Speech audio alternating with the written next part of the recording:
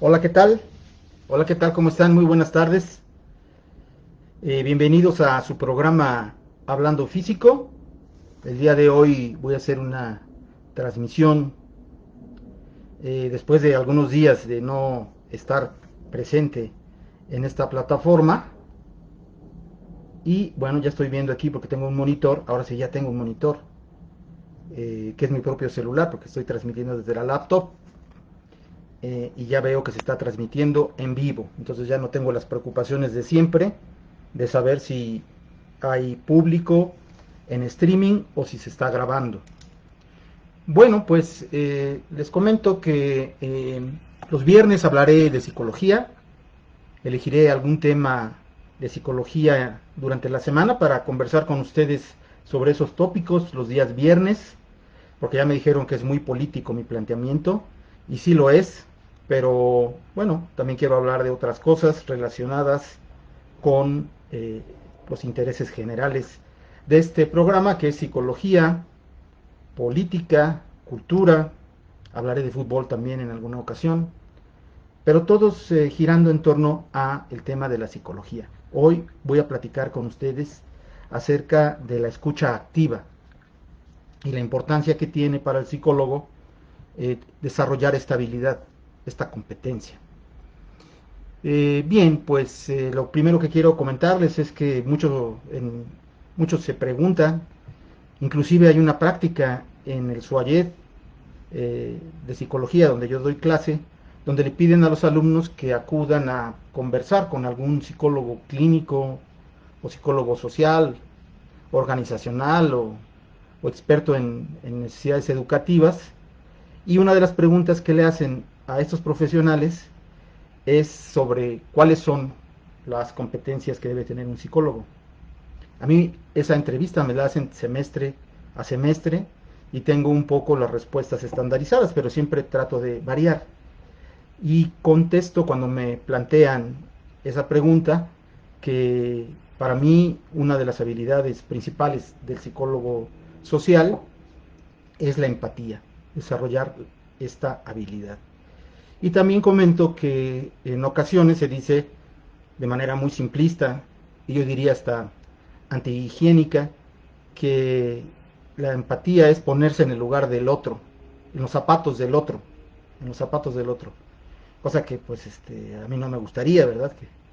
Pero más allá del chiste, es una reducción un poco absurda a algo más complejo, porque la empatía implica reconocer a la otra persona, al sujeto de investigación o al paciente o al cliente o como se le quiera llamar, y tratar de ubicarse desde la perspectiva que esa persona analiza, observa, esquematiza la realidad.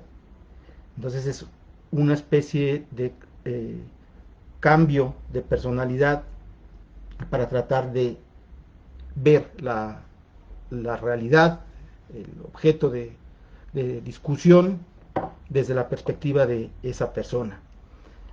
Y bueno, creo que en general la cualidad más importante, básica, sería la escucha, saber escuchar, la escucha activa que debe tener todo psicólogo. En ocasiones uno podría pensar que escuchar es una cosa natural cuando tenemos ese sentido, es una cuestión de sensación, de percepción, a lo sumo, pero que se da de manera natural.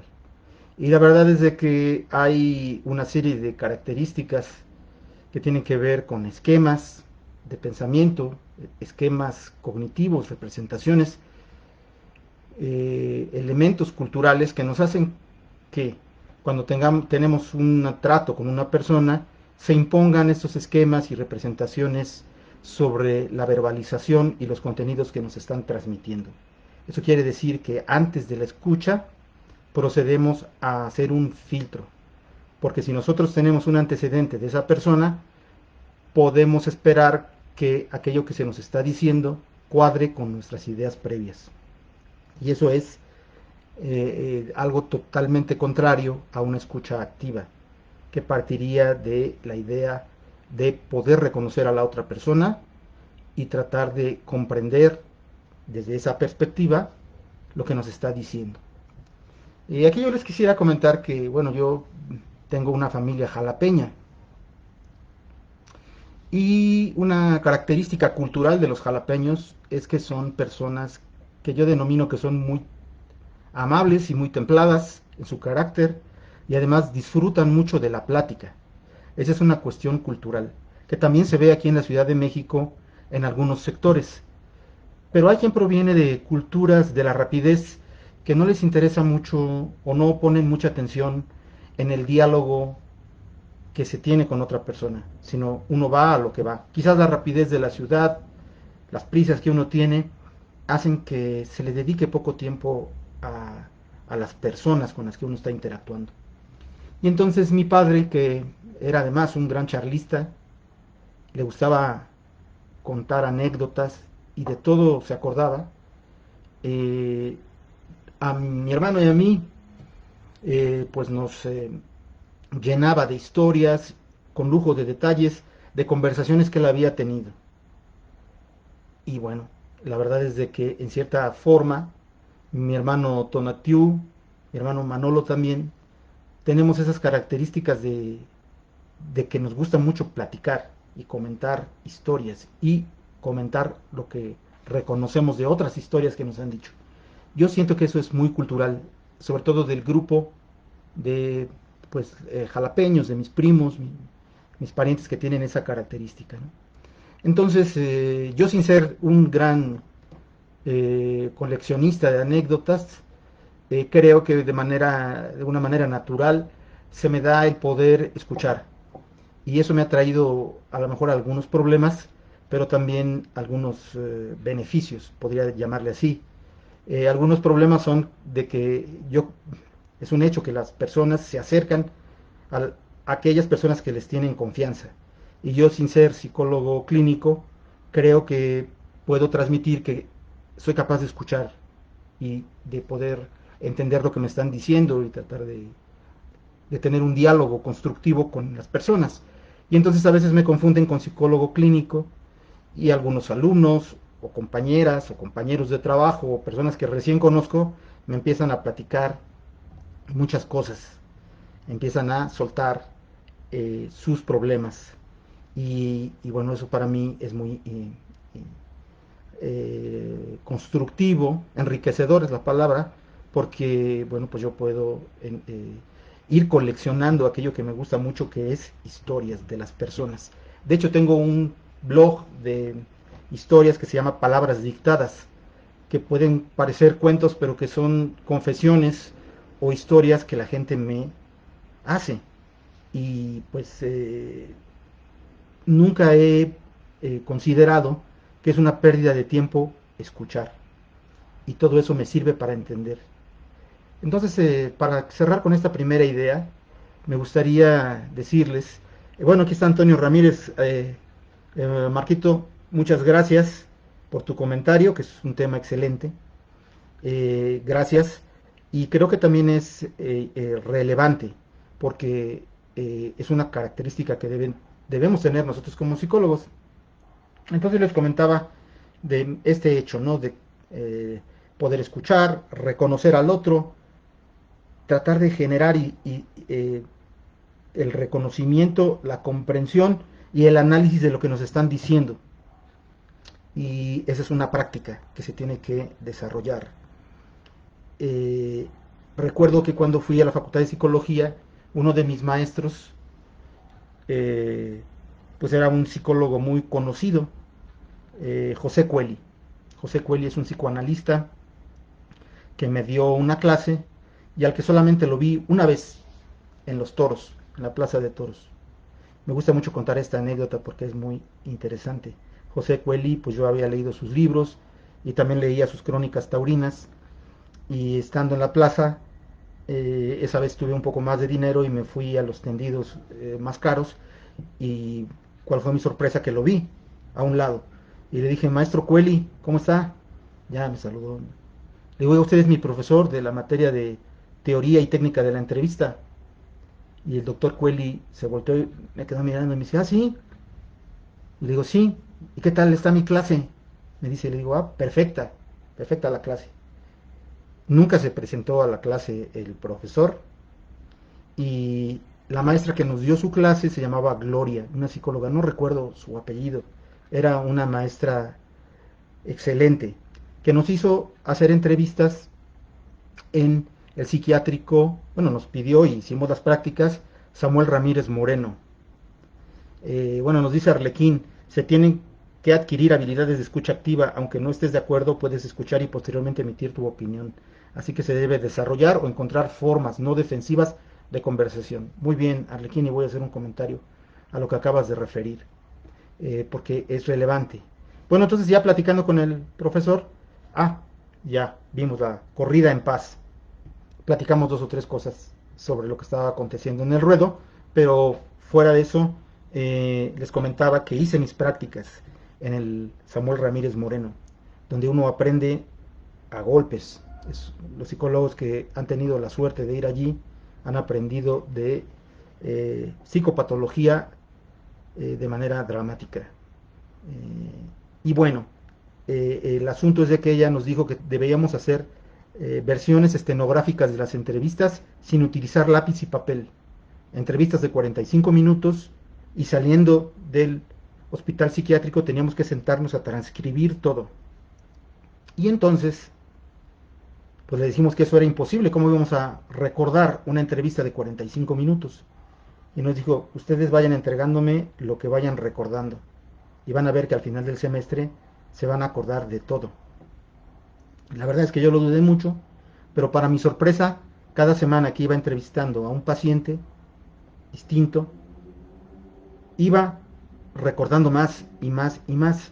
Y una de las cosas muy interesantes que aprendí a reconocer era que el diálogo que se tenía con el paciente, con el interno psiquiátrico, uno podía desarrollar una especie de mapa del diálogo psicológico. Este mapa del diálogo psicológico pronto empezó a ver incluido mojones, lo que le llaman dispositivos que marcan una ruta, ¿no? Entonces, cuando yo estaba transcribiendo, cuando nosotros transcribíamos, particularmente en mi caso, porque es el que más recuerdo, no recuerdo los otros, había momentos en los cuales empataba la transcripción escrita de mis recuerdos con expresiones verbales o momentos donde había un corte o ya no quería platicar o decía que alguna cosa extraña y me acordaba de esos cortes como si fueran pues una edición de película y volví a retomar el recuerdo del texto, del diálogo que tenía que poner. Y al final del semestre, pues podía yo encontrar, poder desarrollar eh, esa escucha activa a través del interés que tenía pleno en lo que me estaba diciendo la persona. Bueno, y aquí viene una tercera parte de este comentario que les quiero hacer.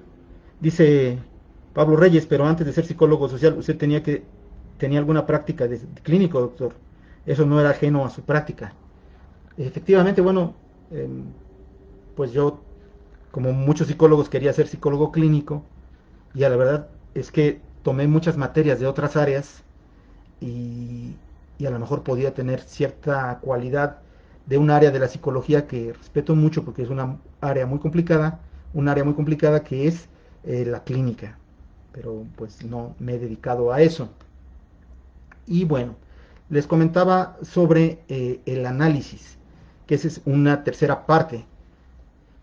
Sobre la escucha, está la escucha activa, está el recuerdo de lo dicho, está ponernos en el lugar del otro y poder ir viéndolo todo desde la perspectiva del sujeto que estamos entrevistando. Pero al mismo tiempo se da un nivel, un segundo nivel, que es el nivel del análisis. Y ese nivel del análisis es cuando uno, al mismo tiempo que está haciendo la entrevista y está tratando de recordar lo que está ocurriendo, uno va complementando con lo que dice Arlequín, que es hacer juicios críticos sobre lo que uno va escuchando, amarrar partes del discurso del paciente o del sujeto de investigación para irlo comparando, cuestionando, complementando con elementos que van surgiendo del diálogo posteriormente. Y eso también lo teníamos que agregar en el reporte de la versión estenográfica, es decir, la versión tal cual de la plática. Y bueno, eso a nosotros que tomamos ese taller, esa materia, nos sirvió de mucho, porque sí creo que ahora, en estos tiempos de eh, una atención limitada a los estímulos, principalmente los tecnológicos, y ante el hecho de que ha sido sustituida la plática por otro tipo de interacción, y donde las pláticas ahora pues se orientan a tópicos que se agotan rápidamente, quizás este gusto por la plática, por la charla, por el reconocimiento del otro, se haya ido perdiendo. Y nosotros como psicólogos, es mi opinión, pues tendríamos que ir recuperando otra vez este placer por hablar con la gente, porque algunos comentan, y hay una canción que canta Ringo Starr, que se llama Hold On, que donde una persona le dice a la novia que la encuentra platicando en la calle con la gente, y le dice, eh, te he pedido muchas veces que por favor no hables con extraños, no hables con extraños. Y la chica le dice, ¿y por qué no he de hablar con extraños si yo también soy una extraña para ellos y ellos hablan conmigo? De Randy Newman, el compositor, famoso compositor de Yo soy tu amigo fiel, de la película de Toy Story. Bueno, pues eso es lo que yo les quería comentar y pedirles que reflexionemos sobre la importancia de escuchar al otro, de respetar al otro, de como dice Pablo, aunque no estemos de acuerdo con él, pues tratar de entender sus razones y no negarnos ni cerrarnos al diálogo. Bueno, pues espero que pasen un excelente fin de semana y que se cuiden mucho. Y ahora que voy a tener un nuevo aparato para poder grabar en exteriores, la semana que entra o mañana mismo grabaré algo que les compartiré en mi canal. Espero que estén muy bien y muchas gracias por ver esta transmisión y compartirla. Hasta luego.